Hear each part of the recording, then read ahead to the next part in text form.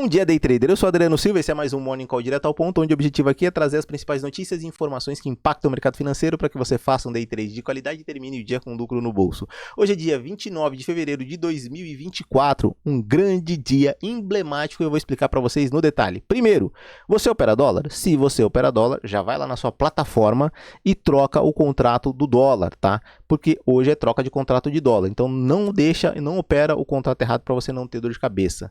Segundo, para quem está acompanhando os vídeos do Arriscando a Própria Pele, onde eu mostro os meus day trades na conta real, tá vendo que está sendo um mês bem complicado. E finalmente chegamos no último dia. Tomara que esse último dia seja um bom dia, que a gente encerre esse mês e vá para março e seja um grande mês para que a gente ganhe muito dinheiro em março. E agora eu vou falar para vocês, só para essas duas notícias, já dá aquele like maneiro e vamos correr direto para a notícia que vai impactar o mercado. Vai impactar não, as notícias que impactam o mercado hoje. Mas a gente primeiro tem que começar falando da declaração do nosso presidente Luiz Inácio Lula da Silva ontem, falando contra a Vale do Rio Doce, falando que a gente não pode depender somente da Vale, que a Vale é um monopólio na extração de minério de ferro. Acho que seria melhor, em vez de ele fazer essa declaração não tão feliz, fazer uma declaração falando que qual o plano para que a gente estimule outras empresas para a extração de minério de ferro. Enfim, mas não foi uma declaração feliz e em conjunto com isso a gente também teve o Jean Paul Prats, CEO da Petrobras, também fazendo uma declaração não tão feliz, falando que eles têm que ter calma e cautela com relação ao pagamento de dívida. Então vamos desenhar um cenário aqui. Imagina que estamos eu e você ali, eu vou lá e te presto um dinheiro emprestado. Aí você me empresta de bom grado, fala, pô, Adriano é um cara legal. Aí ali tá passando os meses e eu falo, olha, eu vou ter calma no pagamento das minhas dívidas. O que você vai pensar quando você ouvir essa declaração? Naturalmente, você vai pensar, será que o Adriano tem dinheiro para me pagar? Será que ele vai me pedir mais prazo para me pagar? Será que ele vai me pagar ou vai me dar calote? Então fica aí essa informação nessa declaração não tão feliz que empurrou nossas bolsas um pouquinho mais para baixo. E aí vamos falar de uma outra informação tão legal quanto, porque gasto é vida e não basta só a lambança da gente pegar e ter declarações infelizes, a gente também tem que gastar demais. Em entrevista à XP, economistas falaram em preocupação com relação aos nossos gastos. E aí, nesse primeiro mês de janeiro de 2024, a gente teve, olha só, um superávit, que é interessante. A gente teve um superávit de 78 bi.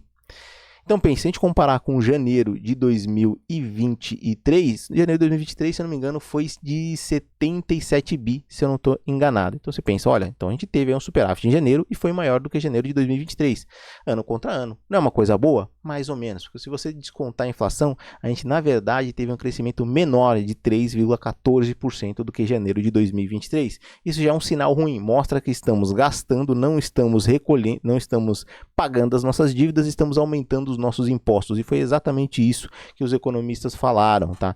Chega no momento que você começa a ter uma cobrança de impostos que ela passa da curva de ser o suficiente para que nós paguemos nossa dívida e começa a se tornar um peso muito grande para a população em pagamento de impostos, e aí você começa a correr no mercado paralelo, ou seja, as pessoas começam a fazer negociações e negociatas por fora e não pagando os seus impostos. Então realmente a gente está com um recolhimento muito absurdo, a gente está gastando demais e essa receita não vai fazer com que a gente tenha as contas em ordem, a gente vai estar aumentando a nossa dívida no final do mês. Então essa é a preocupação que nós temos, essa é a preocupação apresentada ontem em entrevista da XP para a XP desses economistas. E também vamos falar do plano de Putin. Olha só, Putin teve uma ideia maravilhosa. Todo mundo sabe que ele está em guerra com a Ucrânia e todo mundo sabe que ele foi banido do SWIFT, o Sistema Internacional de Negociações. É como se fosse um Pix. Quando você faz ali uma negociação de um país para o outro, você faz o pagamento via SWIFT.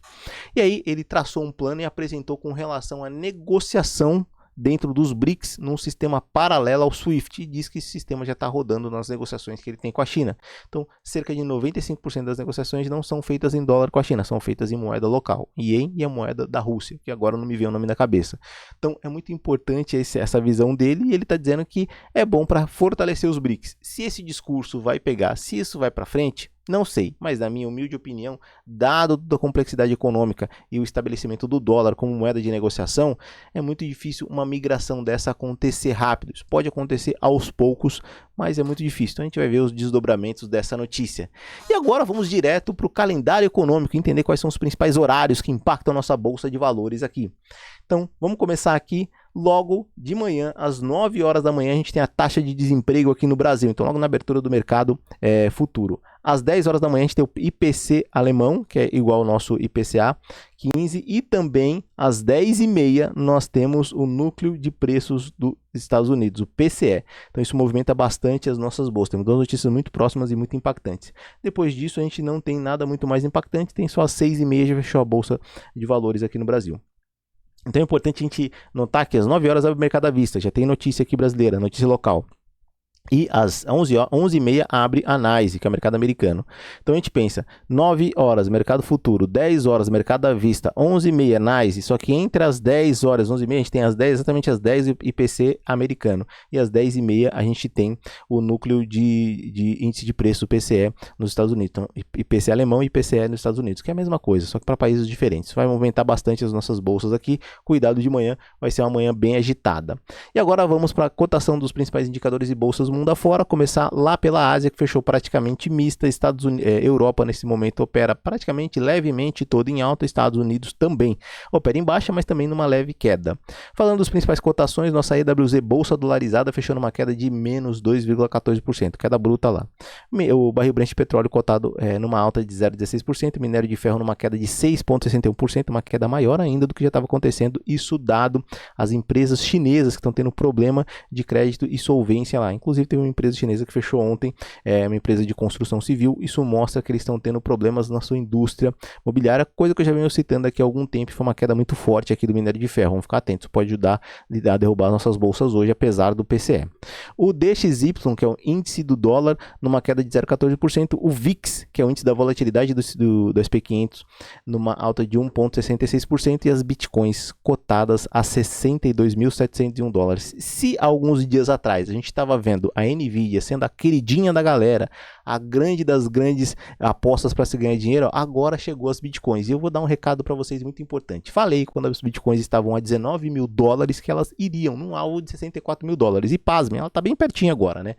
Mas antes de me gabar por conta dessa notícia, se você vê de repente, telejornais como de repente Jornal Nacional, 5 dias seguidos falando das bitcoins, e se você tem bitcoins, e se você comprou bitcoin lá no momento que eu falei, tá na hora de vender, porque quando começam a falar de bitcoins, é que ela já está atingindo um patamar muito forte, está chamando muita atenção, e esse é o momento que os investidores já olham e falam, já ganhamos muito, agora é hora de sair dessa operação. Então fiquem atentos com essa informação, hein? Vamos dar sequência agora e analisar índice futuro, dólar futuro, entender o que está acontecendo na nossa bolsa de valores, começando pelo índice. E olha só, ontem foi um movimento muito abrupto de queda. Vou desenhar aqui para vocês. O mercado devolveu todo um forte movimento de alta, mas segurou bem na média móvel de 9 exponencial, com o IFR trabalhando acima da linha de 50% e o volume financeiro em cima da média móvel de 20 períodos aritmética. Então aqui nós temos um índice futuro desenhado para uma possível continuidade de alta, tá? Possível. Por que eu estou dizendo isso para vocês? Porque quando a gente vê aqui, a gente vê um topinho aqui e um topinho mais alto, levemente mais alto que o topo anterior. Isso é um fato. A gente vê aqui um fundo, que a gente pode chamar até de um fundo triplo aqui, olha só. E esse fundo aqui está se desenhando um fundo aqui, ó, mais alto que o fundo anterior. Isso mostra uma possível tomada de tendência de alta. Possível, mas lembrando que a gente estava aqui numa grande consolidação. Então aí a gente fica mais atento com relação ao movimento. Esse é o desenho do diário no curtíssimo prazo, que é o que importa para quando a gente vai operar no day trade. Vamos dar uma olhada nos 60 minutos horário dos day traders e ver se tem alguma coisa nos sinalizando algo melhor.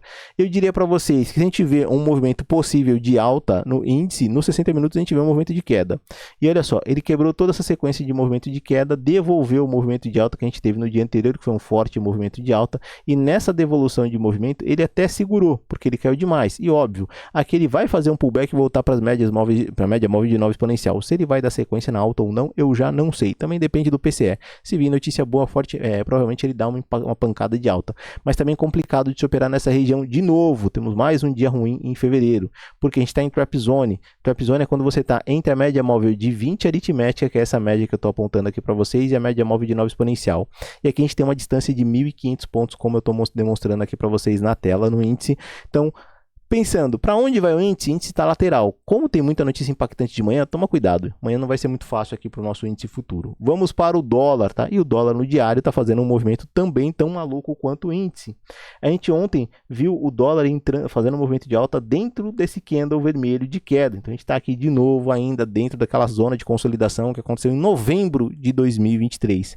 Estamos aí um bom tempo aqui dentro dessa zona de consolidação, com o volume financeiro bem baixinho aqui ontem, foi um volume volume praticamente inexistente e o IFR trabalhando levemente acima da linha dos 50%. Então, baseado nesse volume financeiro de ontem, a gente teve um dia bem ruim de operação, mas a gente pode ver aqui nos 60 minutos e vamos ver o que ele está nos dizendo. Ele não está dizendo muita coisa, tá? O dia ontem foi complicado. Ele manteve ali aquele raciocínio de teve um forte movimento de queda, sim. O IFR pressionou, sim. Fez um movimento de alta, segurou na média móvel de 200 períodos e também está em trap zone. Ele está abaixo da média móvel de 200 períodos e acima da média móvel de 20 períodos. E com 14 pontos de distância entre as médias, o que é bem complicado. 14 pontos é um movimento muito mais estreito que o índice, inclusive. Lembrando que a média de movimento do índice futuro é em torno de 1.700 pontos e do dólar de 54 pontos. Então a gente está vendo aqui uma situação bem complicada aqui do nosso índice futuro e do nosso dólar futuro, que também está lateral.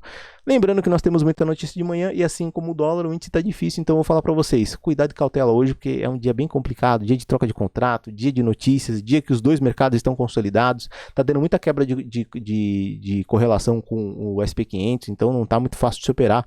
Vamos com um sapatinho para fechar minimamente o mês de fevereiro com o lucro que a gente já conseguiu acumular até agora e ir para março num mês melhor. Vamos lá, pessoal. Espero vocês hoje às 8h30 da manhã no Arriscando a Própria Perna, onde eu mostro minhas operações day trade na conta real. E como eu sempre falo no final dos vídeos aqui, galera, bora pro game.